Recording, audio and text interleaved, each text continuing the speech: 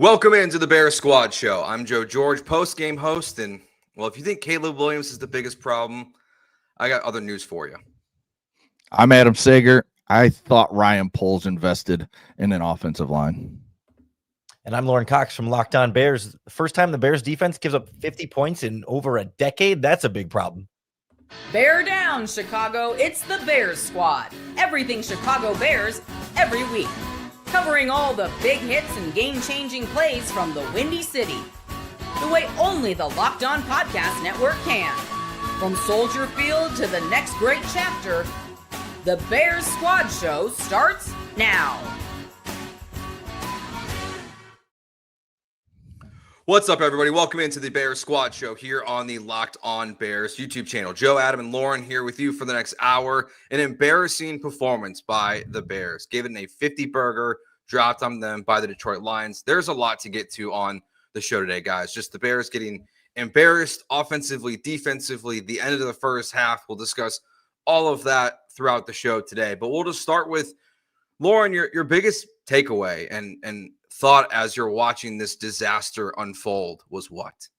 Yeah, it was just strange to me how it felt like this Bears defense was decent enough for the first few quarters against the Vikings, and then obviously fell apart in the fourth quarter last week, and then never really had anything rolling this week. Like from the very first drive, the Lions marched all over them, and it felt like, we kind of thought Caleb Williams in the offense, like more patience, like they're taking it slower with them, but the defense was supposed to be the group that we thought would kind of pick up and be rolling right away. And they've been just as much, if not maybe even more of a concern in this game to be a problem that now there's a lot more to fix. Adam? I just watched that game, and I'm starting with the defense as well. I need Jalen Johnson to be a true number one corner and follow their best receiver everywhere. I mean, especially when Kyler Gordon is not playing. I thought he was fine when the ball was thrown towards him. He did his job, but I need him to take away or help take away Amon-Ra St. Brown. Tyreek Stevenson is not a guy. He's terrible at this cornerback thing, and that's supposed to be his job. And again, there is just zero pass rush. Zero. They did not even sniff Jared Goff today. And the one time Montez Sweat did hit him, a penalty took it away. So it's a lot of bad on that defensive side of the ball. Yeah, and the defense was atrocious. And I think the early part of this game, you can look at it and say, okay, the Bears offense and special teams did them no favors, right? They had the ball on the 40 to start the game because of a good play by the Lions on special teams, because Kairos actually kicked it out of bounds this time. They get the ball on the 50-yard line, and they get the ball on the other side of the 50 on their first 3 scoring drives for the Lions. So, again, a way I want to give the defense a pass for the beginning of the game. But then when you get to the end of the first half and then what happened in the second half, it's totally inexcusable. And we'll talk about the offense. But when you give up 50 points in a football game and you haven't done that in a decade, basically, it's an embarrassing performance. And the pass rush is a problem. The coverage is a problem. And I just left myself wondering, what does Ryan Poles see with this roster that, you could go into this season and think that it's going to be any different? It really feels like they just wanted to look at last year, pin everything on Matt Eberflus and say he was the problem, not the players that were out there. Because today it was the players were a huge problem for this defense. And it was very, very discouraging because this doesn't feel like something that can get fixed when you're giving up 50 points in a football game.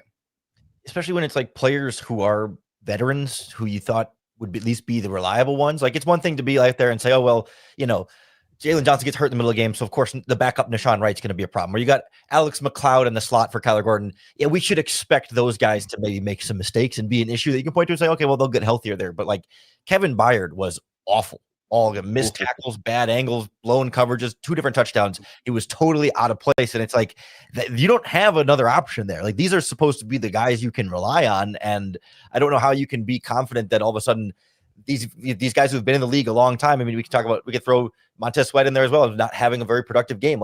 Where are those guys supposed to get better? The young guys will get better. The injuries will, in theory, heal over time, and so you can find improvement there. But just like we were talking about last week with some of the offensive line struggles, it's like where do you get better? It's a lot of bad. And you ask, where do you get better? You don't. I mean, Kyler Gordon come back will obviously help a little bit, but I mean, when there is zero pass rush, when Montez Sweat continues to get dominated by offensive tackles week in, week out, and Javon Dexter has not really flashed so far this season, I need more from those two. And then that helps Adangbo and Grady Jarrett and others. And Grady Jarrett should be one that is making an impact in the game. Jaquan Brisker, I didn't even notice him today. Didn't even notice him. I was watching that game and he didn't show anything. So it was bad from top to bottom on the defense. And you're right. I don't know how it gets better besides Dennis Allen. I don't even know. I don't even know what he could do at this point. Yeah, I think like a good example of that is is the long Jamison Williams touchdown that happens. There's a clear miscommunication between Byard and the corner of who's supposed to take over the coverage over the top. And instead, Jamison's wide open with no one within 10, 15 yards of him as he walks into the end zone. That's players. That's like that. Dennis Allen can't necessarily fix that. Now, it did seem like every single time they ended up in a zone, the Lions were ready for it, and Jared Goff was recognizing it and picking them apart. But it's hard to look at, for me, a new defensive coordinator and just say, this is on him. It's on the players, and specifically with Tyreek Stevenson. Last week was good because it felt like outside of the Adam Thielen play, which was a positive, we didn't really hear about Tyreek Stevenson against the Vikings. He was really, in a positive way, a non-factor. Today, it's like Tyreek Stevenson couldn't get off my television screen. He looked awful in this game. Well, to your point about it's a chicken and egg thing with players and the coaches, right? Because, on the one hand, yes, the players have to be able to communicate that, but also on the other hand, like it's the coaching staff's job to make sure that the players are, smart enough and in position and practiced enough to communicate those situations. And it's not to say that one absolves the other of blame there, but it definitely is it's a two-way street of like, yes, to some extent, the coaches can only put the players in a position and the players have to execute, but also the coaches have to put the players in a position to where they can execute. And we have to ask ourselves, we don't know the answer, but like, have they practiced that communication enough? Have they gone through that enough in film and in practice? Have they had the kind of reps to go through that enough? And maybe the answer is yes, and the players absolutely did screw it up, but it's the same thing for the offensive line. It's like, do those guys have to, is it the players have to communicate better, or did they not get enough reps together in the preseason and training camp to work through picking up stunts and blitzes? Like we don't know the answer to that, but it's sort of that chicken and the egg, coach versus player, who's how much of each side is to blame there. And another guy that, I don't want to give him a pass because he was deemed healthy enough to play. TJ Edwards looked slow. He looked old. He looked bad. Anything you want to say about TJ Edwards negatively would fit because he looked terrible out there. And maybe he wasn't ready. Maybe he got out there. I thought Noah Sewell played okay again. He made some plays in the backfield against the run game, and that's where he's really, really good, is against the run. But in pass, he struggles. And Edmonds, he just kind of runs around with his hair on fire. I don't really know what he's doing most of the time in the game. The other part of this, before we get to the offense, because this is an offensive issue and a defensive issue, I can't believe how undisciplined this football team is. It is baffling to see the amount of penalties we have seen in 2 weeks. And Ben Johnson's been harping on it all offseason. He's not shied away from the fact that this has been a problem throughout. It was a problem throughout training camp and the preseason. It wasn't just, players getting lined up correctly, but so many penalties. And yeah, the refs have had some bad calls against the Bears the last 2 weeks. You can't deny that. But at the end of the day, it's just I'm shocked with how many penalties the Bears have had in 2 weeks. And they're so spread out between a bunch of different players too, right? It's one thing if you got like one offensive lineman Darnell Wright's kind of been that, but we saw across the offensive line. I was just looking through the penalties as you were saying that, like Darnell Wright had 2, DeAndre Swift had a false start, a running back with a false start. It's always insane to me, but Jonah Jackson had 1, Drew Dahlman had 1, Braxton Jones had 1, Tyreek Stevenson had 1. Like it's all over the board for this team. And it's like, I'm so torn on that too, because Ben Johnson did harp on it all the time. And yet very clearly, when we think of penalties being an issue, that's always like a head coach culture thing. Like that's across the universally, a team that's penalized a lot, you point to the coaching staff and say, why aren't they more disciplined as a result of the staff? And yet it feels like there was such an emphasis to be. So then it's like, well, is it just a bunch of sloppy players that aren't doing what the coaches tell them? It's so hard to know. Yeah, and you mentioned it with the 3 offensive linemen and DeAndre Swift.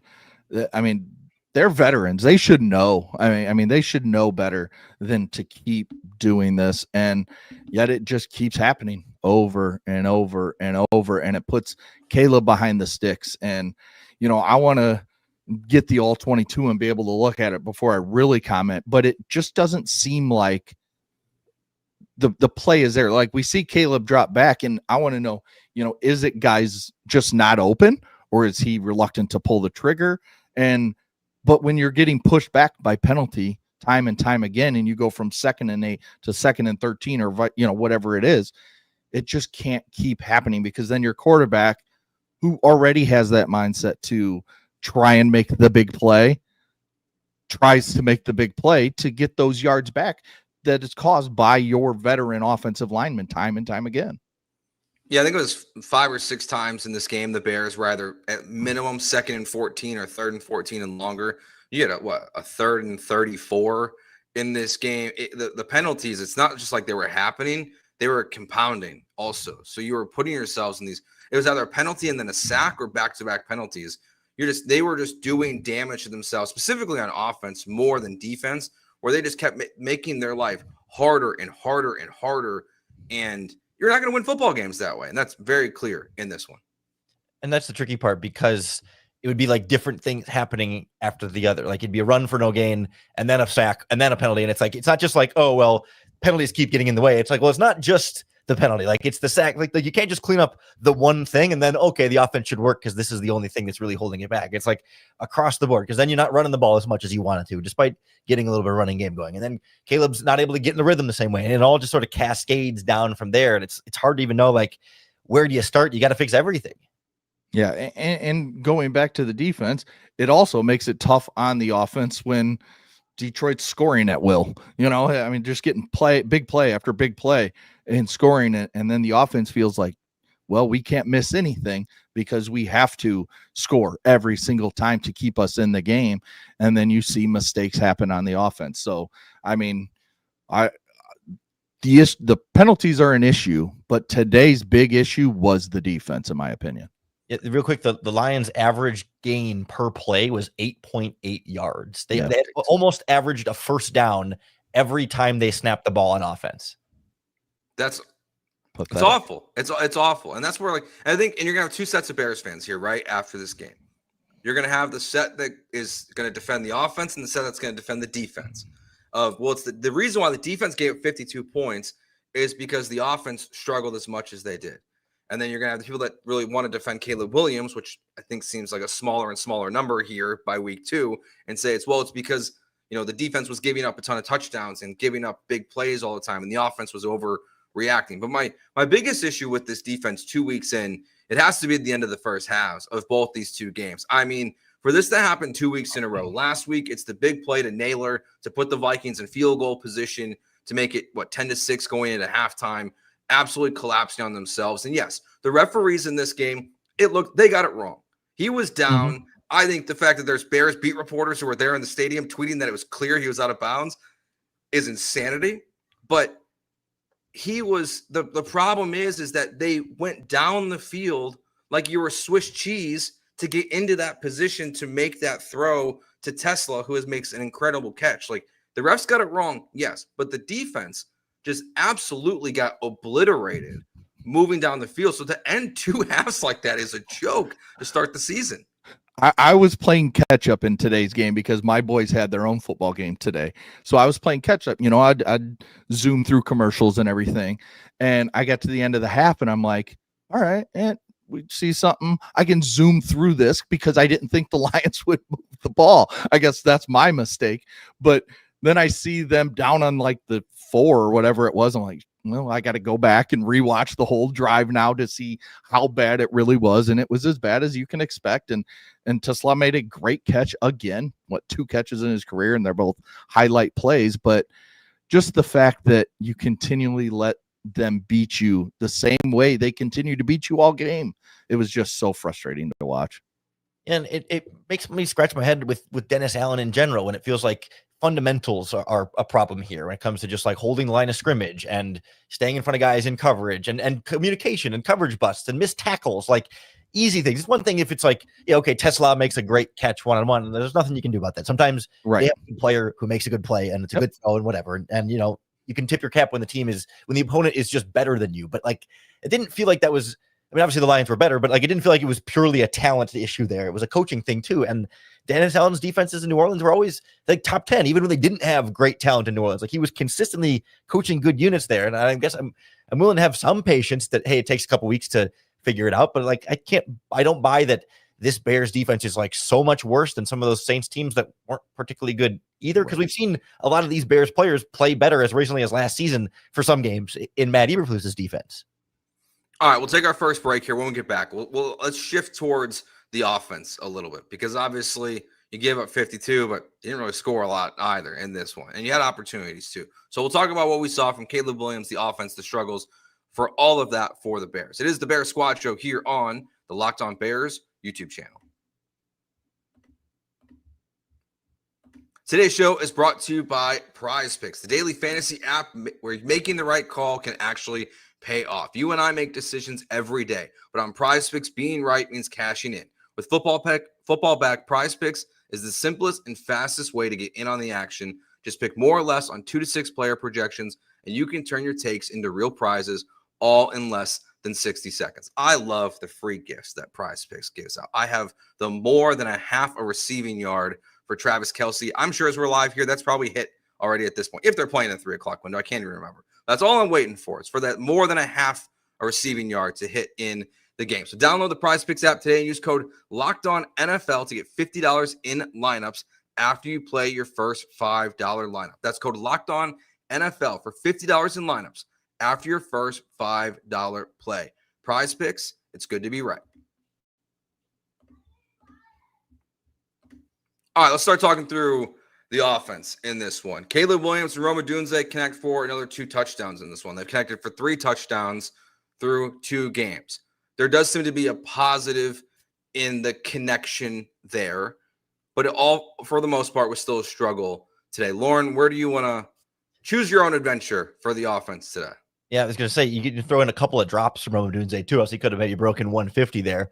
But no, I think for me, it felt like offensive progress. I mean, not good enough, but offensive progress nonetheless. I mean, Caleb Williams was able to connect on more consistently connect on passes and not miss receivers purely based on accuracy. I mean, obviously the interception was a problem there, but for the most part, I found myself feeling a little bit better about the actual, like, I don't want to say operation, because it was, again, the penalties and the sacks is what was holding things back, but sort of like the easier stuff that seemed to be a problem last week seemed like less of a problem, but then all the other things around them continued to be a problem, to where it's like, okay, this felt like less like Caleb's fault, even though Caleb could definitely have been better, but more like, okay, this was a lot for this group to be able to overcome, and a lot of other sloppiness made the rest of their job a lot more difficult. Sags, you're on mute. I thought Caleb Williams played a fine game. I mean, I didn't have many problems. Yeah, the interception, that's one you kind of want back, but tried to make a play and just missed Zacchaeus. And I thought that was his really only like bad ball that I can remember right now off the top of my head. But he made some really good throws. Rome, you mentioned the 2 drops. I mean, that play on 3rd and 34, Rome got hit, I mean, square in both hands. I mean, it was a tremendous throw, 30 plus yards down the field. You have to catch that ball. And then the other drop was another bad one. I don't know what it is. DJ Moore, and now I didn't watch him every game in Carolina, but is DJ Moore just a guy that kind of loafs every once in a while, more so than you really want to admit? I think so. Like, there's plenty of times where it looks like he could be wide open and he's just kind of jogging across the middle of the field. So, I mean, that's a problem. I don't know. Somebody needs to step in and say something to DJ, because he's got to be a bigger difference maker for this offense. But coming back, I mean, you drafted Colson Loveland at 10. You drafted Luther Burden in the 2nd round, and goose eggs. I mean, nothing. Burden should have caught that ball down towards the goal line late in the game that Caleb threw a little low. Not a great throw, but a ball that you should catch as an NFL wide receiver. I thought Caleb was fine, not great, just fine. But the offensive line is the major problem here, and it's same as last year, and it's putrid. Yeah, I mean, you had 4 picks in the first 2 rounds, and you got 0 production from them today, right? 2 guys healthy, 2 were and healthy scratch, yeah. And Ozzie and Turner, and then Burden, besides kick return, wasn't really a factor. And Loveland was on the field. At one point I was looking for him to make sure he was out there, and he's on the field. But yeah, it's the early returns, as we're going to talk about with the offensive line here. You have all these issues offensively and defensively, and through 2 games, you've gotten nothing from the guys you drafted early in the draft. You're not getting any contributions from them. And look, and regardless if they're drafted at a different position, like, are these guys going to change the culture of the Bears and the problems of the Bears? No. But the fact that it's 0 production through 2 games for Colson Loveland specifically is my biggest issue. And even Cole Kmet, like, I think he had 1 catch in this game. Like, you're not using 2 catches in this game. All right, hey, you know what? Good job, Cole. 1 late. He had 1 late. Yeah, garbage time. Yep. Yeah, I don't know. I feel I'm frustrated with Ryan Poles' roster. It's honestly my bigger takeaway. Like, we're gonna continue talking about this game, but like, I feel frustrated with just like the roster that he constructed. The offensive line, as Adam was just saying, again, Caleb is just, the pressure's there. While he's not always getting sacked, and he's doing a better job of that this year, that's where one area where there's a clear improvement from Caleb Williams. But he has no time. Still, he has nothing. Like, they are not providing any support for Caleb Williams or DeAndre Swift at this point. Yeah, it's hard to. It's another one of those like hard to pinpoint things, because it's like, where do you, because you get Braxton Jones beaten a couple times by Aiden Hutchinson 1-on-1. Even Darnell Wright had that one play where he was laid off the snap, and then he got flipped and turned around by Davenport and gave up a sack. And of course, Jonah Jackson continues to have his own struggles on the interior there. So again, it's not just like there's a problem at this position. So if you just, if you could just trade for a new left tackle, the offensive problems would be solved. It's like, no, not even close. Like, you get 2 QB sneaks on 3rd and 1 and 4th and 1. You can't get 1 yard like that. Again, at some point, there's just so many layers of like, where do you, again, just like the defense, like, where do you start? What's the first step? How do you get better at this group? Because it just feels like a little bit everything's going wrong. Yeah, it scares me that Braxton Jones is as bad as he's been through 2 weeks, and Ozzie Trapillo can't see the field. He can't even be active for games. And either was the tackle. Yes, Kieran. Yes, there you go. He was inactive as well. So the 2 guys that you had competing with Braxton Jones for the left tackle job aren't even active. And then you got Theo Benedict, who is, was a late addition to this competition, but he's obviously not showing enough in practice to be able to supplant Braxton Jones, who, I mean, let's be frank, has been downright awful through 2 games. And it just can't continue, because Caleb, he's trying to sit in that pocket. You can see it. He's trying to stay there, but sometimes he just has to. I mean, that move he made to get out of the 1 sack from Hutchinson, where he just kind of hopped both feet forward about 1.5 yards and then scooted out of there. I mean, I don't know besides Lamar that anybody else gets out of that sack in this league. So it's a lot of the same issues we saw last year, and we just hope that Ben Johnson has some answers. I think my question with even hoping Ben Johnson has the answers, though, is the 2 plays that Lauren pinpointed here, right? Like, they're in practice every single day. Now, maybe the Bears' defensive line is so bad that these guys look good in practice. Like, honestly, like, that's kind of how I feel like it might look right now, that they might be dominating Dexter and Sweat and all these guys, and then you play a real team and you just get bullied. But when the first QB sneak doesn't work, I can't believe he went back to it a second time and was expecting a different result. I mean, you have to know your personnel. And I know it's garbage time at the end of the game. So look at the DeAndre Swift rushing touchdown. Like that play, that could have been one of the 2 plays instead of a quarterback sneak. Part of the reason why I've pushed for the tush push to be banned is to stop teams from running it outside of the Eagles, because all these teams try to quarterback sneak. And if you're not the Eagles and the Bills, it doesn't work. And it's ineffective. And that was, to me, of the Ben Johnson part of this game today, that baffled me, that decision to go for it there and use those 2 play calls to go for it. It's just crazy, because you have all these weapons, right? I mean, that's the whole point of the offense. Between Moore and Odunze and Burden and Loveland and Komet, and you can throw DeAndre Swift in there, and like back-to-back plays, you don't go to any of them. You're putting it all on your offensive line at that point. And I totally would get, like, if on third and goal you handed it off and we're short, and then fourth and goal you want to try the QB sneak. Like I think we can all agree one QB sneak out of those two plays, maybe we can all be okay with as like worth giving it a shot. But it's the back-to-back aspect of it that just feels like it feels like another one of those like first-time head coach saying, all right, I'm going to trust my guys. They want to try it again. I'm trying to be on their team. I'm trying to give them confidence and say, hey, I trust you guys. Let's do it again. Let's do it. And they fail him again. And it's like, at some point you got to know better than your players, even if they're the ones who, you want to have confidence in them, but you got to say, hey, you know what? I've got more confidence in DJ Moore to win a slant route, or in DeAndre Swift to make a guy miss in the backfield, or Kyle Manungai to lower his pads and push it through.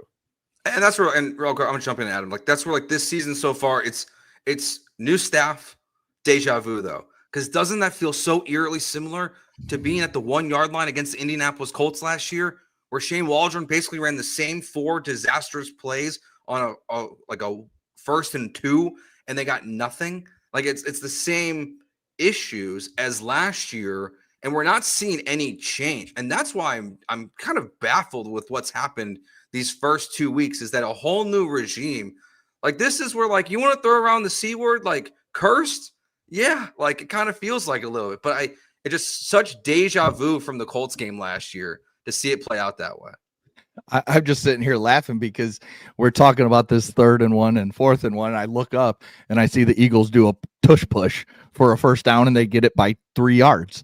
And it's just amazing to me. And Joe knows me really well from all the years we've worked together. I despise drafting running backs high. Despise it. It rarely works out. But the Bears have to clean out their running back room after this year, and they have to bring in a whole new group of running backs, because DeAndre Swift is fine, and he had a fine game for 12 carries, averaged over 5 yards, but a couple of those were, he had the 20-yarder, and then I think he had an 11 or 12-yarder. Other than that, he just doesn't run hard. We saw it last week. He had the one drive where everybody's like, oh, who is this DeAndre Swift running really hard, running through guys? And then the rest of the time, he's just kind of jogging through everything. He's a fine player.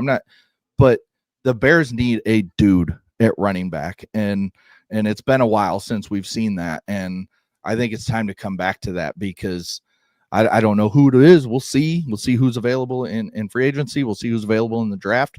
But it's a weakness for the Bears that we've seen for too long. And it hasn't helped Justin Fields. It has not helped Caleb Williams so far through 2 games into his 2nd year. I just think things need to be better in the run game, and DeAndre Swift is not that guy. And let's not forget the fumble early on too. It was, hard hit. Brian Branch helmet to the football, pops right out, turnover. Like, that's not the reason they lost the game. But he's also bouncing that outside when he didn't need to, if he just cuts up field. Exactly. But that's DeAndre Swift. Well, and that's where, like, again, I some of the things the Bears have done this offseason, I just don't quite understand. But Lions start 1-6. DeAndre Swift has his left with Ben Johnson as the OC. DeAndre Swift has his worst year as a running back in the NFL in Detroit. And then he's the running back here in Chicago, because the first thing Ben Johnson did as soon as the season ended was replace Jamal Williams and DeAndre Swift with David Montgomery and Jahmyr Gibbs. And it's why I'm just like, I thought that was going to be like when they hired Ben Johnson, I was like, lock, Swift is gone. Instead, they roll out with the guy that he couldn't wait to get rid of in Detroit. And now with what we're seeing, I'm just kind of shocked. And it always gets worse on a day where, like, you want to talk about a dude. Well, the problem is your dude's on the Lions. Like, it still bothers me that David Montgomery is not a Chicago Bear. It will probably until he retires at this point. And I'm not a huge Montgomery fan, but I just feel like there's better options available just for pure running the football. And so far, I mean, it's been bad for years for the Chicago Bears. And it just feels like it just feels like one of those spots where it's like, where's the line between how patient to be and how quickly to assume this is just not going to get better there? Because, again, veteran player, veteran offensive line, player they knew about coming in, that they had all the familiar in the world with. Like, there's no, it shouldn't be Ben Johnson trying to figure out, well, we don't know exactly what kind of runs DeAndre Swift likes, or what kind of player is he? How should I use a DeAndre Swift in my offense? I still got to figure that out. Like, you can have that excuse for, DJ Moore or even Colston Loveland or whatever. But like, if there's one player that Ben Johnson should have not had to do any figuring out, it was DeAndre Swift, and yet still we're still looking for more from that position. Lauren, what'd you make of Caleb's performance in this game?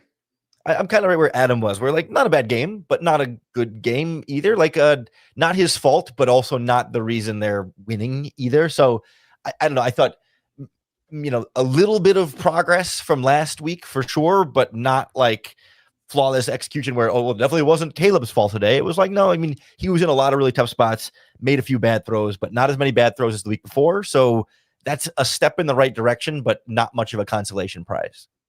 Yeah, I think one thing, excuse me, Joe. I think one thing we need to look at it too is Ben Johnson scripted plays through 2 games.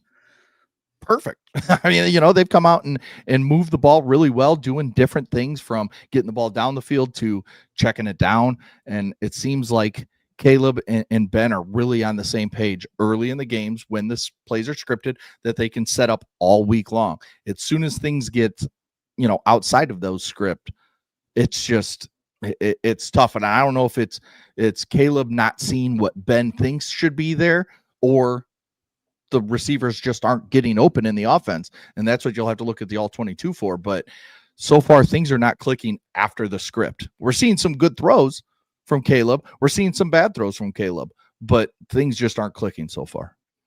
Yeah, I think I want to be an optimist and say that, the fact that the Bears have done something now twice this season that they didn't do a single time last year, that's have an opening drive touchdown, that there's things that can work within this offense with Ben Johnson and Caleb Williams. You think about the future of this team, where it's going for Caleb Williams, for Ben Johnson, like that does feel like a building block for it, but it's how do you get it to replicate throughout the game? But I think it also goes back to what we talked about, there in the first segment, is it's really challenging to, when you're having a first down and then it's a penalty and a sack and you're making yourself go backwards constantly. Like, it really feels like every time the Bears did something good in this game offensively, they shot themselves in the foot. I mean, you look at the first drive of the second half, like Caleb's got a guy and he makes a bad throw on third down in which he could have been a completion for first. Like I thought overall it was better, but obviously the 2 negatives are going to be the one deep throw that he overthrew again early in the game, and then the interception. Like, that is just one where there's a little too much Will Levis in Caleb Williams for me at times. Like, that's the nicest way I can put it. Like, the knocking the ball across the line of scrimmage last week, the interception in this one, that's the stuff that for Caleb Williams, it has to stop. Like, that ball, I know he sees Zacchaeus there, but like, it's a bad throw if that's what you're going to do, but you just got to get the ball out of bounds. And sometimes it's okay to take, a turnover in downs versus a turnover in possession on an interception. It's the things that like a number 1 overall pick at any stage of his career shouldn't be doing, right?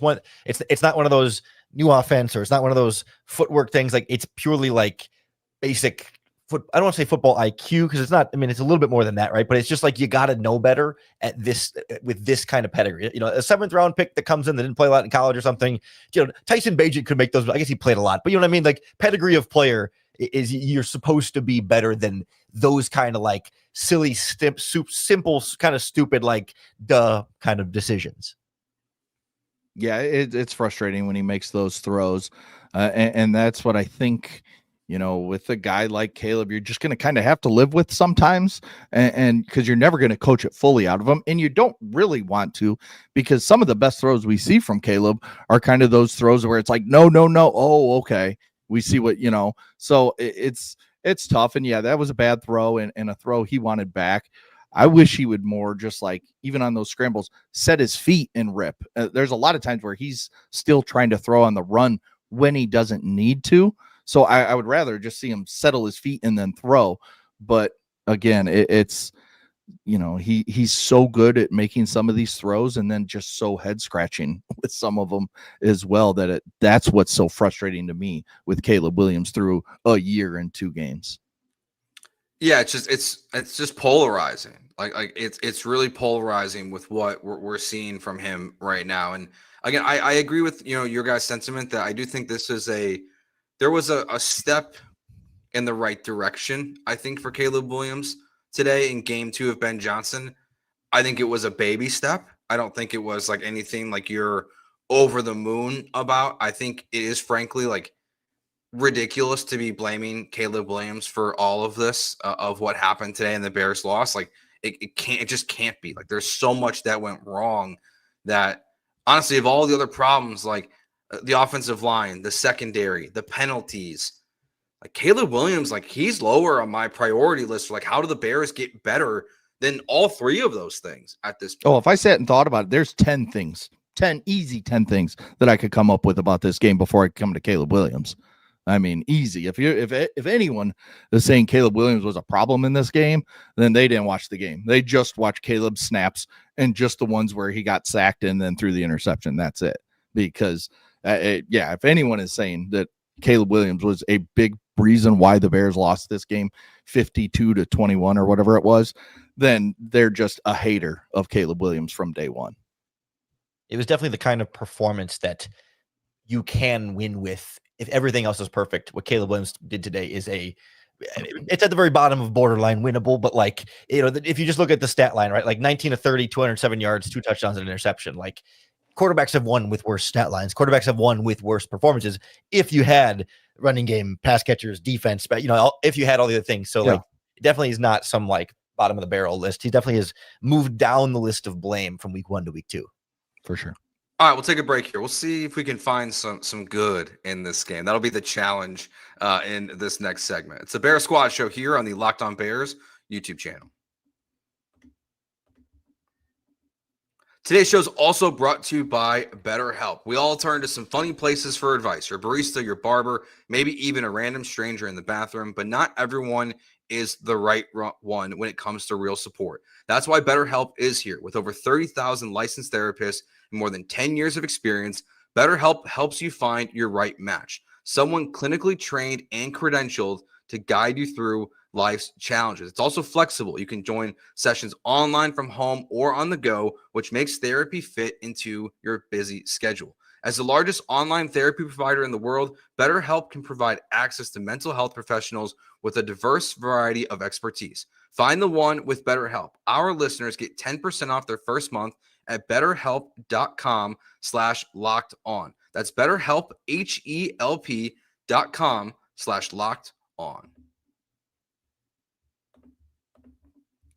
All right, let's try to find some goods here in this game. I guess maybe Caleb and Rome is the headliner here. Lauren, what's anything you want to hit on that or any other direction you want to go? Yeah, it is definitely a harder thing to try and find here.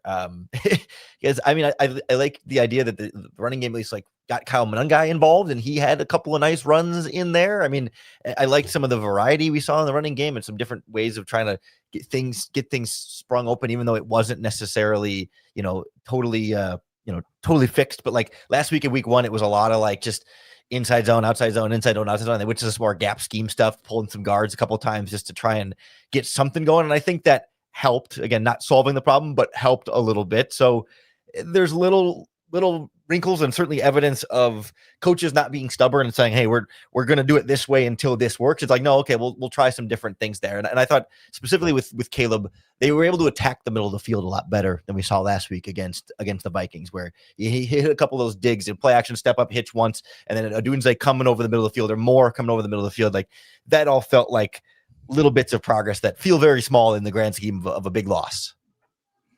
Yeah, there's not a lot to look at when you're talking positive. I thought some of the play designs by Ben were really nice to see. That touchdown, the one to Rome, the second one where Caleb fanned out to his left and he had to wait because Rome stumbled a little bit, but Rome was able to find his footing and Caleb made Brian Branch make that decision to either come at him or stay back, and he ran at Caleb, and Caleb threw a nice ball to Rome for the touchdown. I thought that was nice.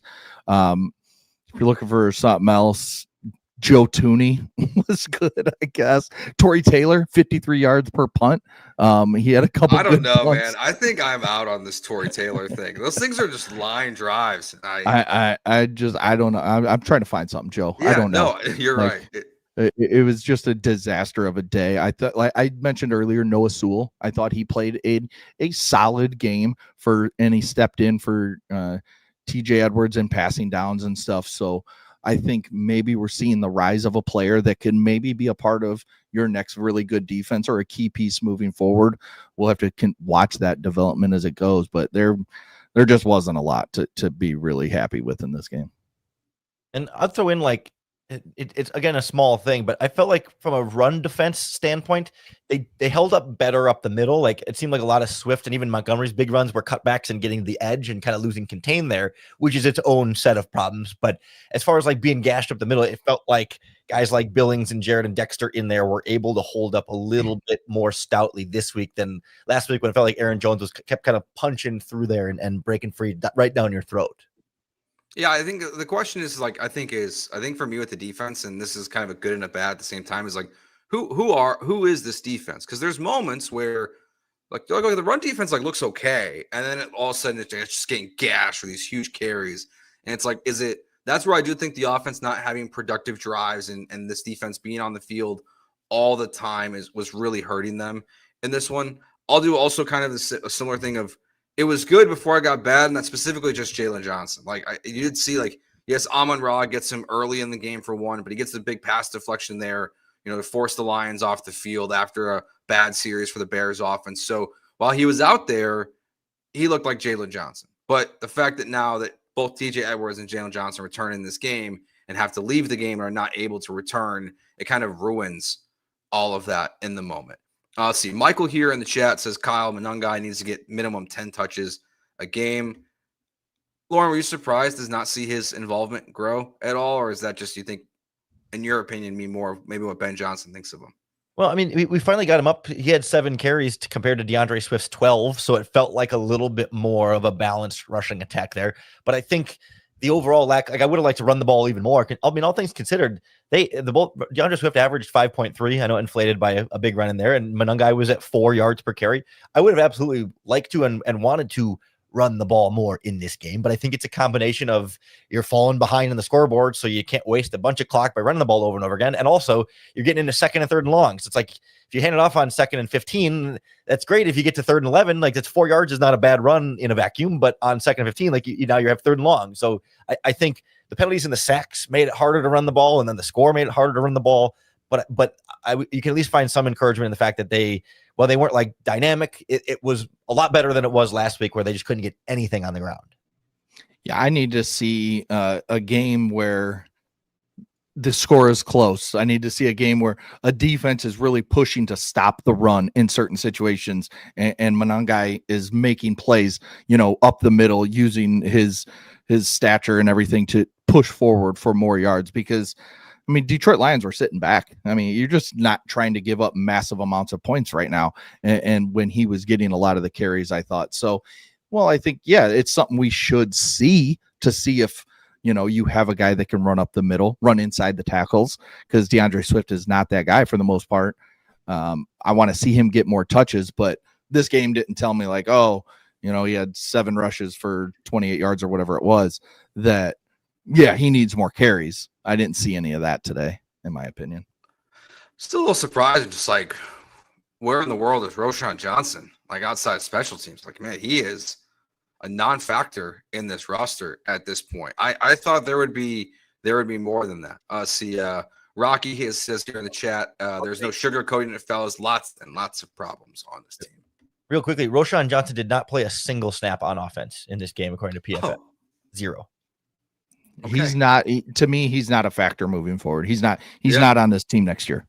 And I think the only reason he is on this team this year is because what other options did you have?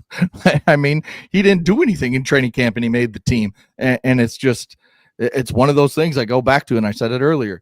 This, maybe Monangai can be a guy, he's a special team or whatever, but for the most part, your starter, your backup, and I'd argue even maybe your third guy is not on this team right now for next season, or even maybe later in the season if this kind of stuff continues.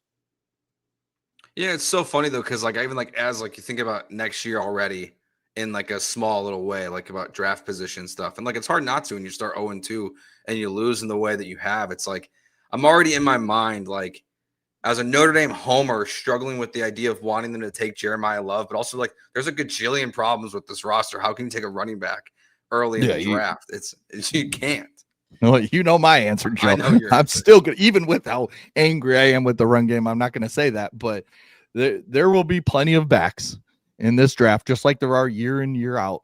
And so far, Ryan Poles outside. I mean, you took Monarch and you took any other backs that I'm trying to think of right off the top of my head. Was Roshan Like- one of his picks early on, 5th round? Yes, Roshan Yeah. was a 4th round pick. So Roshan and Monarch are the only 2 backs that Ryan Poles has taken in his few years with the Bears. So you're not trying, and you're not. I mean, I guess you did spend on DeAndre Swift, but if you expected DeAndre Swift to be a 20 touch, 20 carry guy, that's not who DeAndre Swift is. So you misevaluated him as a running back, signing him to that deal that you did. And we've all, of course, forgotten about Chicago Bears legendary 6th round pick, Treston Ebner from 2022. He was Yes. another running back draft pick in there. So clearly, Excuse me. Ryan Poles has been really investing a lot at the position. But to your point, talk about there's a lot bigger problems to take a running back in the 1st round next year.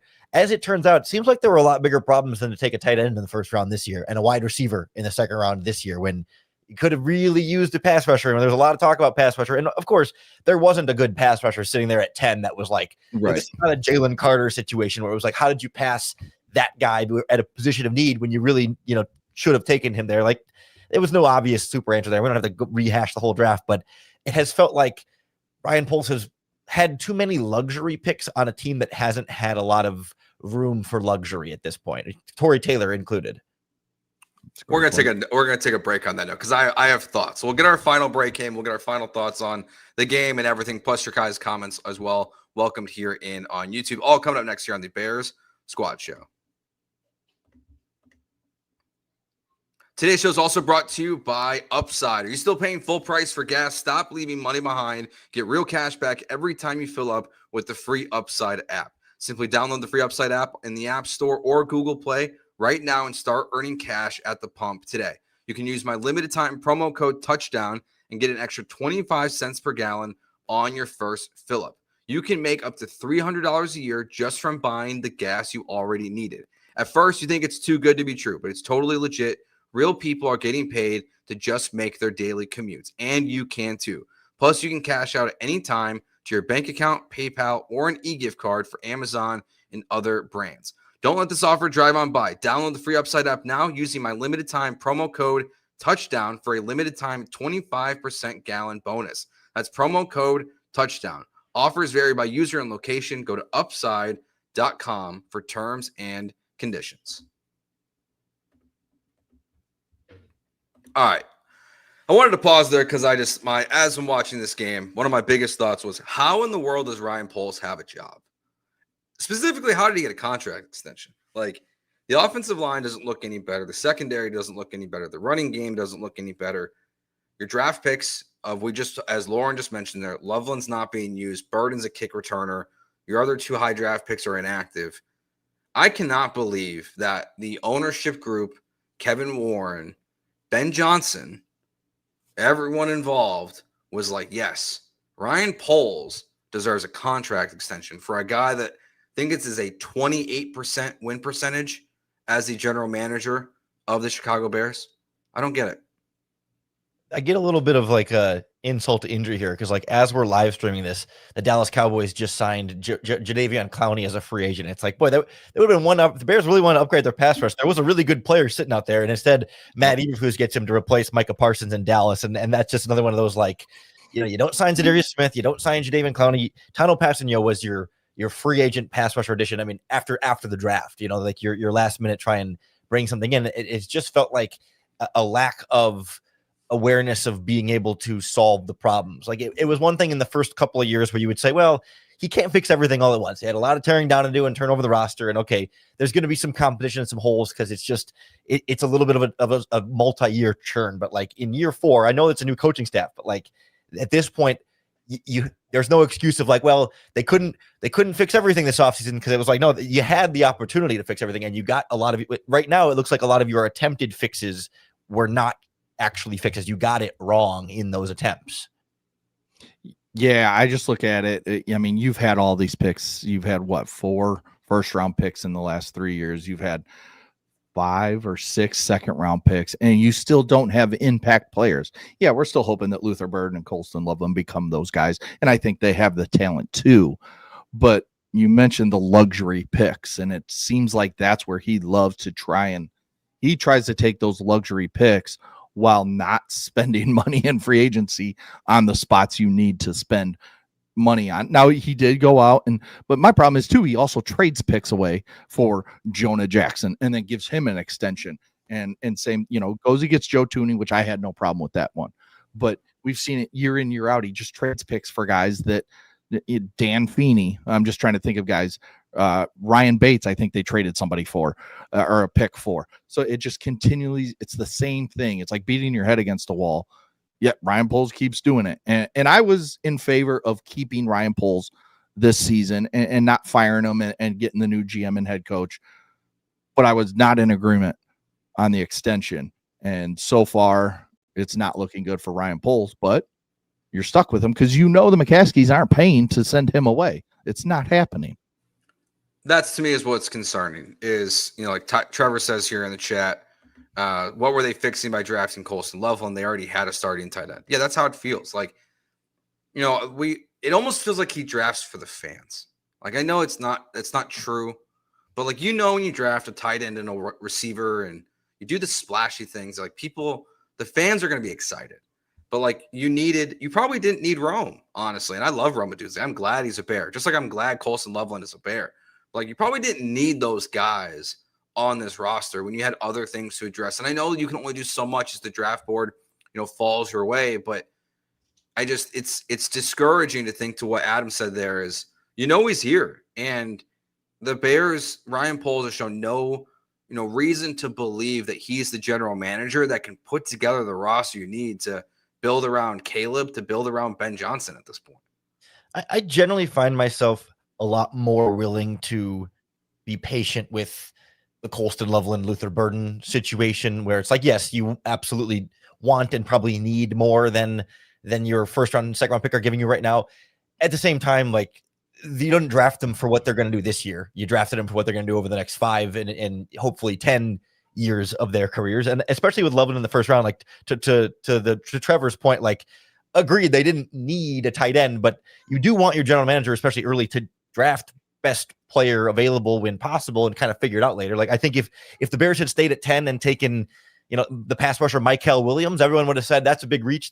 Everyone said the 49ers had a big reach, and through 2 games, he doesn't have a single sack for the 49ers. So would we be sitting here going, Ryan Poles picked the wrong pass rusher with the 10th overall pick, or you could have picked Shamar Stewart of the Bengals, who also was holding out and hasn't done. I mean, it's easy to think, well, why did you pick that guy? There were so many alternatives, and yet like the alternatives aren't always better either, at least on such a small sample size. So I'm willing to say like 2 or 3 years from now, we can have a better judgment of whether Colston Loveland and Luther Burden were the correct picks there. And I'm more upset about, the Jonah Jackson trade and extension and Dio Dengbo getting a lot of money and then not addressing running back and not addressing more in the pass rusher. Like all the other things weigh a little bit heavier to me than draft picks that I think deserve a little bit more patience. Yeah, 100% agree with you on that. Just from the standpoint of, and you mentioned earlier in the show, there wasn't that guy sitting there at 10. It wasn't like Mason Graham was there and they passed on another great defensive tackle to take Colston Loveland. It was, you'd had to reach for a Shamar Stewart or somebody like that. And so I have no problem with the fact, and I have no problem with the fact that they thought they fixed their offensive line to help Caleb with the 3 additions in the middle. I was fine with that. And then you go out and you get him 2 more weapons that you think is going to help your franchise quarterback be even better. I'll never say that's a bad thing, in my opinion. I mean, no matter what they do. Now, yeah, you have your 4 wide receivers. You go out and you spend the 14th pick, whatever they have this year, on another wide receiver, then we can start talking. But I think right now, the way things are set up offensively, it still can be really good. Yes, it's going to take some time. And whoever was analyst on the game today said it multiple times. It took Jared Goff a little bit of time to get going in this offense. And then once they did, it was the top offense in football for multiple years in a row. So I think, yeah, the drafting thing is hard. I more look at the 2 guys that are sitting out that are healthy scratches. That's more concerning to me than Luther Burden and Colston Loveland, because there is only one ball, and there is a lot of playmakers on this offense. Yeah, we'd like to see him be involved more, but I'm more worried about Trapillo and Turner as being inactive right now.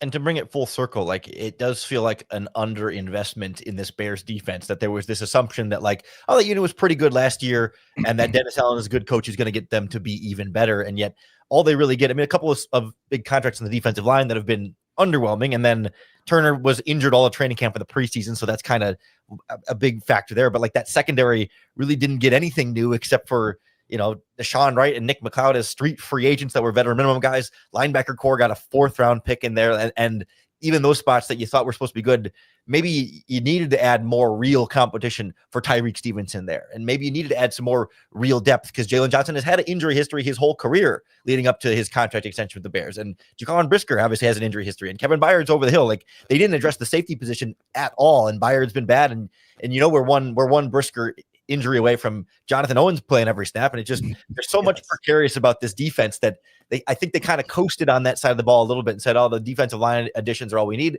And if those are bad and everything else is still struggling, like now we're in some real trouble there.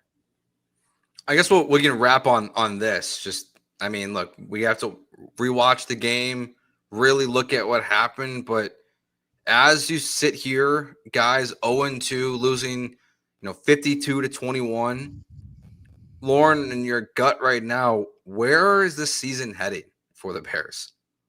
It still feels to me like Dallas next week is a winnable game, and the Raiders after that should be a winnable game. And, if the team's 2-2 going into that bye week, I don't think the sky is falling nearly as much as it is right now. I mean, I don't think this is a playoff team at this point. I mean, I think that was sort of the goal, right? The expectation was they'll be in that conversation, even if they maybe fall short. But now to me, like 8-9 feels like the absolute ceiling right now. And maybe 7 or 8 wins is kind of where things line up. But I do think there will be easier teams on their schedule. And as they get a little bit deeper in this, the offense will be a little bit better. The defense should get a little bit better. Like they're not going to play this bad all season. They might be bad, but it's not going to be 50 points every single week. So I think there's a lot of room for things to still get better, even if they're not nearly as good as they need to be.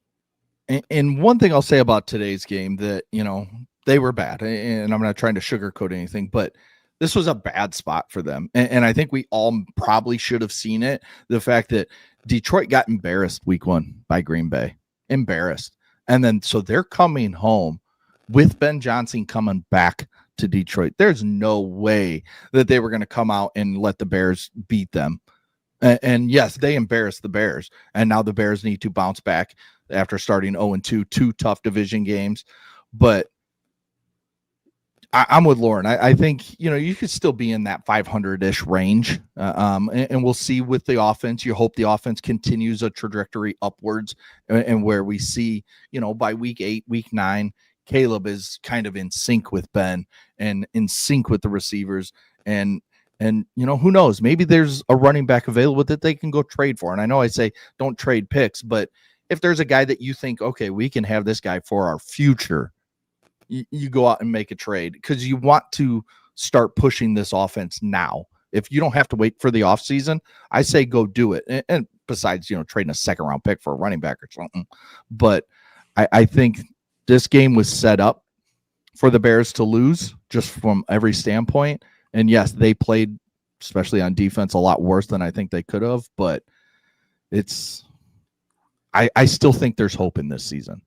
There's a running back sitting out there by the name of Khalil Herbert who they could give a call to. They might be a little bit familiarity there. Jamal Williams as well. Like there's options, but yeah, there hasn't been a real urgency to try and make this team better with veterans.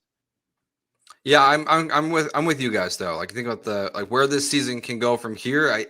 I don't think we're headed towards one of the worst Bears seasons of all time. Like it might feel like that in the moment. Like I get it. Like this game sucked to watch. Like it was not an enjoyable experience. I mean, it was, waiting for can we please get a running clock going at the end of the game there? I think there's still the possibility that by the end of the season, you feel really good about the future of the Chicago Bears. In this moment, it doesn't feel that way. I do think that starts next week. I mean, Dallas is a team that, just went toe-to-toe and lost or won in overtime against the Giants, had Russell Wilson cooking them for 400 yards in the game or whatever it ended up being. So I think it starts next week. And again, I think we're going to learn a lot about who Caleb Williams is and who Ben Johnson is and where this organization is going and how they respond to the game next week. Because how they responded from week 1 to week 2 was a disaster. Like you have to be a competent football team next week. Honestly, win or lose, like the team just has to be better next week. It could be a shootout. We could be looking at a shootout next week. I mean, Dak and that offense is still good. I mean, they can still sling it all over. Dak had 360 plus yards today, but you're right, Joe. They did give up 450 yards to Russell Wilson and the New York Giants and gave up 37 points, to the point that, yeah, your offense should see some real progression in week 3. Set it up, ready to go, and I think it's a winnable game. Does the defense show up? That's what we kind of have to wait and see. If there's one thing we know, Caleb Williams will know what to do against that Cowboys defense. So it's all on Dennis Allen's shoulders next week. Yes. All right. Well, we'll be here. Caleb Williams and Ben Johnson versus Matt Eberflus and the Dallas Cowboys next week. We'll be here for you as well. Have our midweek show as well. Lauren, myself, and Taylor Dahl hanging out with you, talking Bears and really acting to more of what we saw in this game. So for Lauren, for Adam, I am Joe. We will talk to you next Sunday after the Bears and Cowboys game. Remember, hit that subscribe button right here on YouTube as well, anywhere you get your podcast, Apple and Spotify. Thank you all for watching, listening, commenting. We will talk to you next week. Have a good rest of your Sunday. It can't get any worse.